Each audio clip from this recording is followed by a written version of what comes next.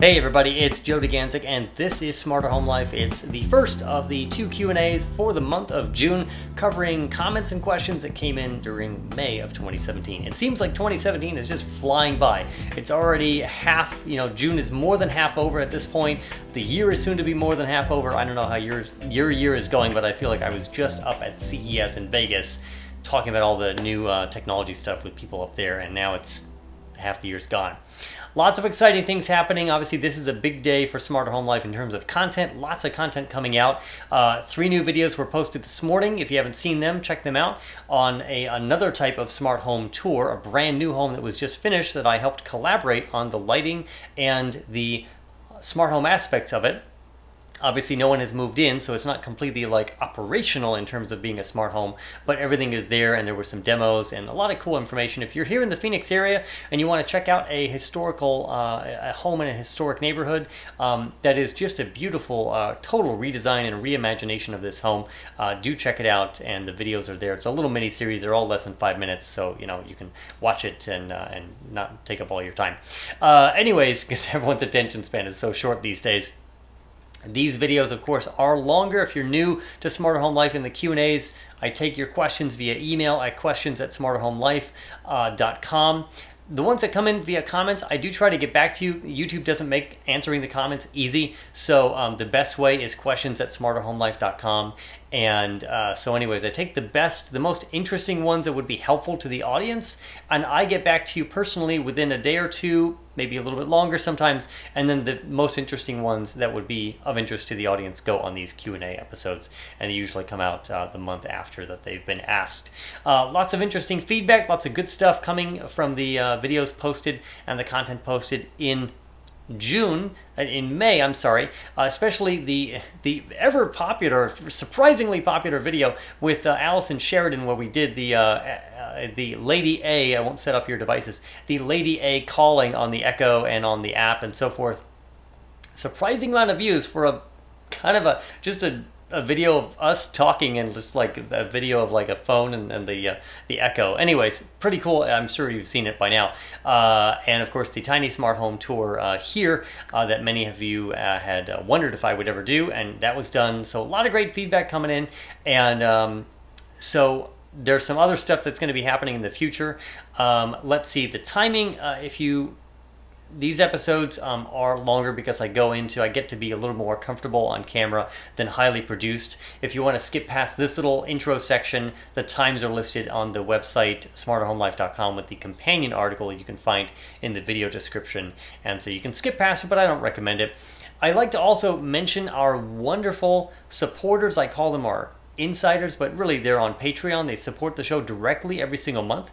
People like Clay, Dustin, Steve R., Michael D., and more, who help literally contribute to the show's financial success every single month and to its future. Now, of course, it's going to be more important than ever because, well, I found out recently that I'm going to have to move. So anyways, Patreon is a platform for creators like myself to do what they love and to be supported directly by their audience and their fans. It's a fantastic platform. You can start, you can end, there's no commitment in terms of it's a monthly type of thing. You can start as literally with $1 a month. I hate to put it, it's kind of I don't want to beat a dead horse with it, but if everyone who watched the videos contributed $1 a month, we would be financially independent, successful.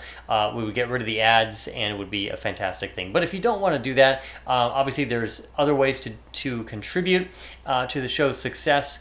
Obviously, watching and sharing the videos is one way. There's a support page, the Support Us page on the smarterhomelife.com website. You can do one-time things like via PayPal. You can shop with Amazon links and other affiliate links. That helps to support the show. A fun way to support the show and to actually get some support, sometimes the emails and comments, I can't really answer it because it's a challenge. Maybe you're across the planet. It's just easier in a more interactive fashion. And I've done a number of them recently. I kind of mentioned this on the show now and again, but I haven't even really marketed this service that I do consulting at $50 an hour. It's a very reasonable cost compared to what I normally charge for in person, so it's kind of a discount for the Smarter Home Life audience. And that gets you live one-on-one video chat with me on lighting, home automation, the smart home, whatever you want to call it, all this technology stuff. I've been doing a number of them recently. It's a lot of fun. I get to know you, you get to know me. You can kind of have a little bit of an inside look at the place, and I can help you with your challenges. I've been doing them with people across the country because I'm here in Phoenix, and across the planet, and it really has been a great time. So that's another way to do it.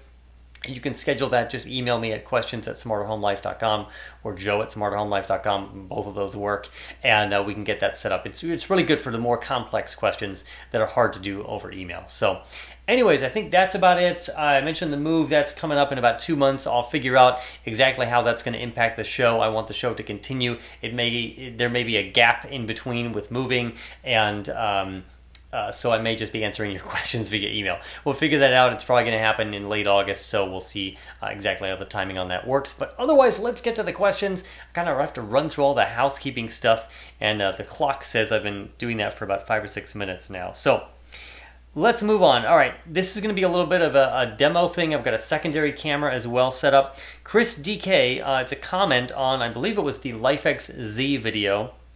And if you're not familiar with that, LifeX Z is a light strip type product. I just want to make sure I'm holding it the right way with the logo up here, if I can do two things at once. It's a light strip product, a flexible product. It's people are familiar with this stuff. It's LED, it's multicolor, it's white, warm white, cool white, every shade, and millions of possible colors with adhesive on the back. It's very flexible. Literally, but you can place it just about anywhere. I have it behind me. I haven't done the install yet, or the show on how it was installed, but the demos have been there since December with the product review. His question is, do they remember the last setting when turned off at the switch? This is something that LifeX specifically, I'm actually going to be reviewing soon, the Sylvania line of their smart lighting products, the Lightify products. I just got those in from them a little while ago, so those will happen in the next few weeks, I hope. But LifeX, compared to, say, Philips Hue, LifeX does remember the last setting. So let's test that, shall we? We'll go to the secondary camera, and I'm going to switch this over. The light is now on a warm white. It's matched, color matched to the rest of the lighting in the home, the tiny home. So I'm going to switch this over in my custom little app here. Let's go to green. Make sure it took it. As usual, not everything works when you hope it would. There it goes. It was just delayed by a second. And you should be able to see that on the screen. So I've set that to green. I'm going to go over to the Apple Home app where I've got a product that I recently did a review on. This was the Pure Gear Pure Switch. And we're going to shut it off. That also, if you're seeing that, that also took out a few other things, because that circuit powers the track lighting above me, and it powers all the stuff behind the bookcase. And everything, there's like a power matrix behind there that powers everything up. So that's been off for a few seconds. I'm going to power it back on. And there we go. Faded right on back to green. It'll take a few seconds for it to boot up so I can get access to it remotely, and I can switch that back to the warm white, and it won't screw up the color temperature of the room and the camera.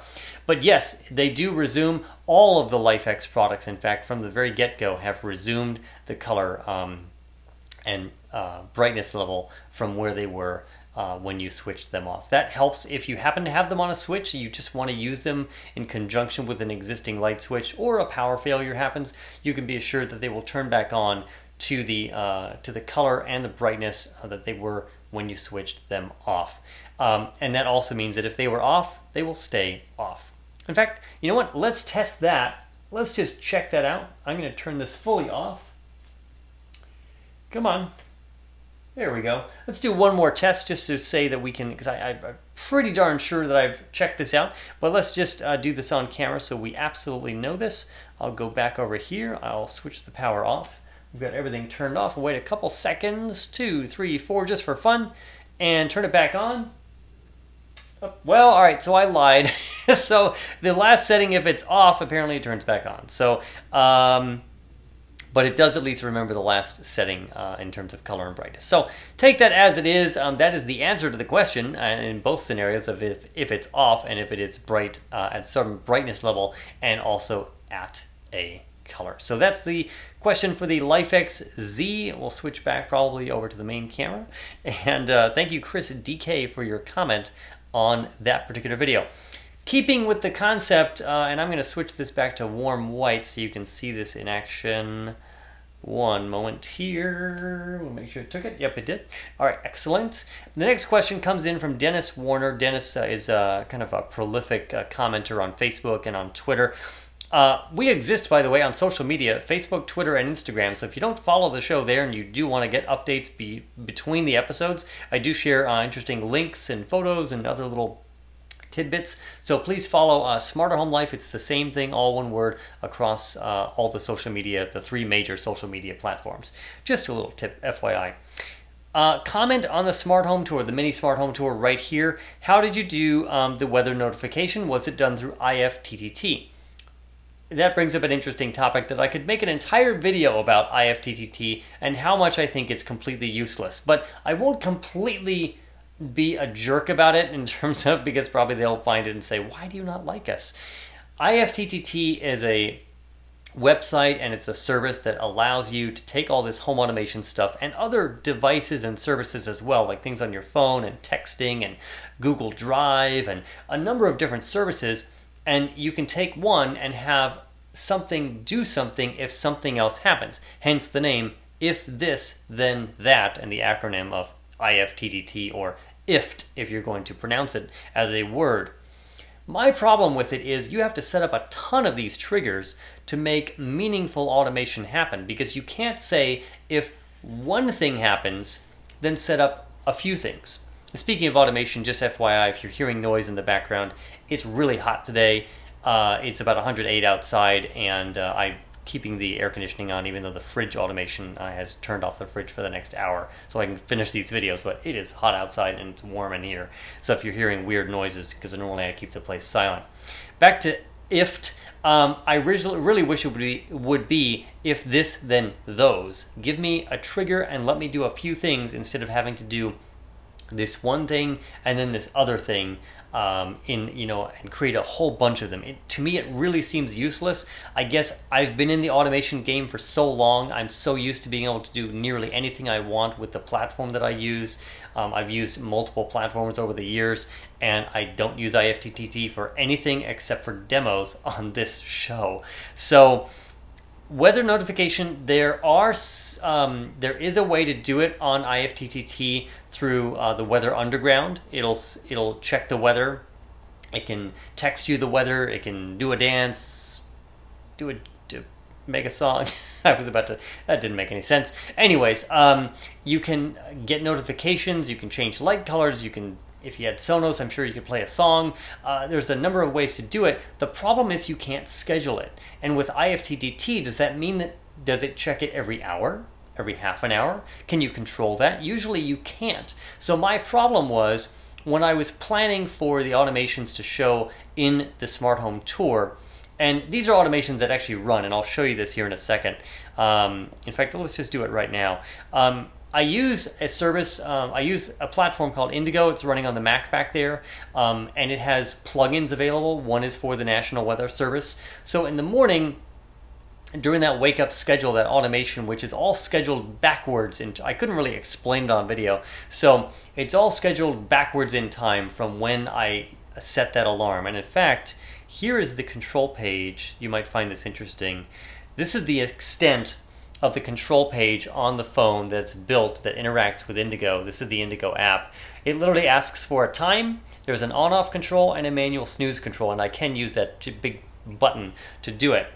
Anyways, it goes backwards from the time that I set. So a number of minutes before then, it's checking the weather, it's getting everything ready, and it's bringing those lights up. And what it's doing is basically just checking the weather, the forecast, and seeing if, and then running some if statements. I think I'll put it up on the screen, the code that actually runs it. It's looking for precipitation in the forecast for both day and night that day. It's also looking for high temperatures both day and night if they're over or under a certain degrees. And basically it's a set of temperature bands. And let's see what it would be at 108. We'll hit the magical trigger. And I'm running this manually. Normally, again, it runs in the morning. It's going to red. That means it's going to be really hot. Orange means it's going to be pretty warm. Green means it's going to rain. And blue means it's going to be cold. Really, really, really simple. So that's how that works. You can do it with IFTTT. You could probably do it with SmartThings and other services. My issue is, and I've even tried to do it with HomeKit on Apple. The problem with HomeKit's version of it is using the temperature sensor that I have outside, the Eve Weather. When I set it up to change the lights, I would get the notification. It would turn it red or orange based on the logic I had set up, and then I would want it to go away. So I overrode it, and I would do something like I'm going to do the following, and simply let's go back to warm white, and I'm going to bring this down. So we're going to fade across back down to warm white. I'm going to set this back to about 50% so it's not stupidly bright. The challenge was I would kind of do that, and then a minute later, when the temperature changed by 0.1 degree, it would turn red again. There was no way to turn it off. There was no way to say, do this once, schedule it for this one time, and do an if statement. HomeKit is not completely ready for that yet. I'm going to be evaluating it through the summer as we're in iOS 11 beta days now. I'm waiting for one more beta to get released so I don't accidentally brick a device. But anyways, this is how I set it up, and this is how it runs. There are a number of ways that you can skin a cat, the old expression. So it's possible to do it with IFTTT. I just don't know how to schedule it in terms of checking that on a certain time basis. It may be in the applet, and you may be able to customize it, but from my experience, IFTTT, for me, is just not useful. But anyways, that's just me. Let's get on with the last question. Thank you again, Dennis Warner, for your question. Hopefully I answered that for you. Check out IFTTT, the Weather Underground service. It's compatible with, it works with a number of the systems like LifeX and Hue and whatnot. I guess IFT is compatible with a zillion different services and apps and devices and so forth. I'm going to make this simple and not pronounce your name entirely because I will probably screw it up. Dr. Gahar via email He said, came in via email, and he said, I've subscribed to your channel and look forward to your postings. Thanks for joining up and subscribing. It's free, of course, to subscribe to the YouTube channel. I'm based in Cape Town, South Africa. Another email from South Africa. So thanks for writing in. I'm so happy that I reach people across the entire planet. It's really cool. I was intrigued by the Philips Hue dimmer Hue Tap episode, and that's actually sitting back there. I forgot to bring it as a little prop. Can you recommend, if it exists, a reading light that I can mount on the ceiling with a similar dimmer tap switch? I'm looking for something that has a similar impact as reading lights that one encounters in an airline cabin. You know, those little kind of spotlight type things. You press the button, it turns on. I haven't been on a plane that you can dim those, but anyways, I'm sure that's coming soon. He wants it to pencil down, basically to have a nice beam of light that he wouldn't disturb his wife. He says, in my utopian situation, I'm guessing maybe they're just in the same room together, and he wants to not disturb his wife and read in the corner, or maybe it's in bed or whatever. But anyways, thank you for the email. This is a simple one in terms of a simple answer. Philips Hue is one of the most flexible in terms of the lighting products that they support, and one of them happens to be a product that does have a fixed beam angle, such as a GU10.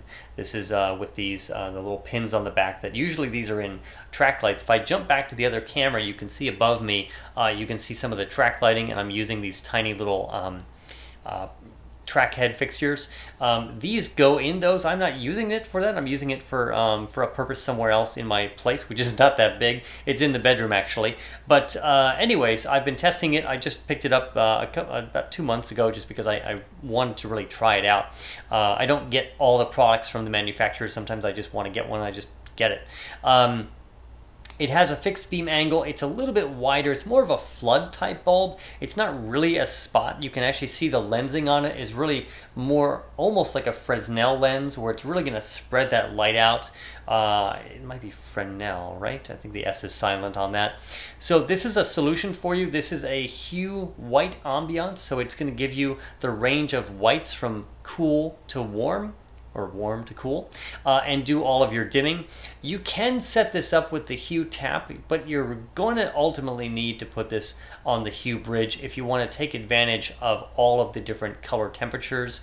The dimming you can get set up with the hue dimmer switch, the wireless device that I've shown off, but the tap needs the actual hub, the hue bridge, to actually make that functionality happen. So I actually emailed him back with the question in May. He got back to me. He sent me some photos of what he got, and I think he's going to be sending when he actually gets it installed. So I'm happy I could help you out. Thank you for sending in the question. And this is the solution I recommended, and it's ultimately the solution that he got. Philips is also good because they're really international. They have products like this that are available for nearly every country and every power system on the planet.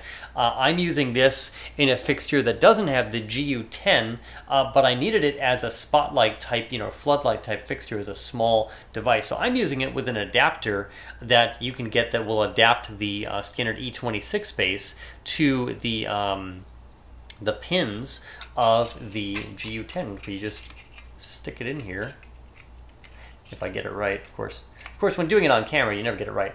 And you just twist to lock, and you're good to go, and then you've got a thing. So I love these adapters. You do have to be careful that they match your power system, and they are available for the type of power that the light is going to be using. If you're using LED light, most likely you have no problem because they're not going to be pulling a lot of watts or amperage through the power. But anyways, these are solutions. I love using these adapters. I just love being flexible with home automation and with lighting. And so that's the answer to that one. I think that is the end of it. So to Dr. Gahar, thank you for emailing in from the other side of the planet. I actually have a friend of mine who's from South Africa. So anyways, I just love getting emails from the international side. And that's the end of this episode. Of course, questions at smarterhomelife.com. The best way to reach me. I do get back to you shortly, and then the most interesting ones go on the show. Subscribe to the channel if you haven't already. Check out the latest videos, and please, if you can, if you're kind enough, do support the channel through Patreon or on other means. You can find all those informations. That's bad grammar. I've been making too many videos lately. I can't talk. Anyways, it is smarterhomelife.com/support. I'm Jody Ganzik for smarterhomelife.com. As always, thanks for watching, and I will see you next time.